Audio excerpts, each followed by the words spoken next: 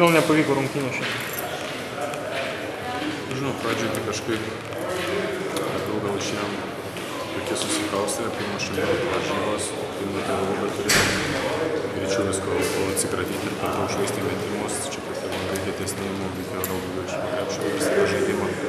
Gynyba, sakykime, buvo tokių momentų, kur buvo blogų, bet tai nebuvo tragiška. Puolime mes neišpildėm savo derinių, jie mus išmušė iš savo žaidimo, o paskiau nepataikėme laisvai. Treneris minėjo, kad išėjot kaip nugalėtojai. Ar neužmigdėte favorito kitaip? Nežinau, nemanau aš.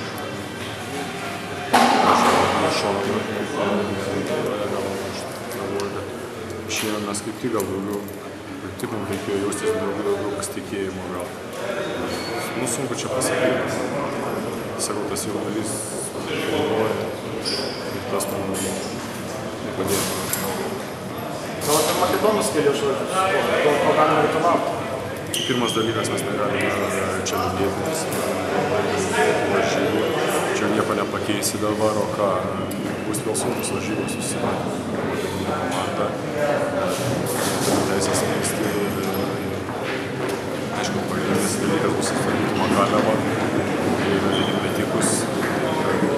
Laukia sunkus varžybos, reikia pasiruošti tam ir Man tai šiandien 35 minutės aikštelėje praleidote ir kitose rungtynėse panašus laikas, ar čia tiesiog nuo rungtynių priklausė, kaip įsivaizduoti? Čia ne man klausimas treneriui.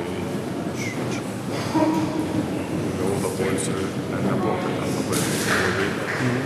Nežinau, čia matyti varžybos tik tos, kiek žaistų.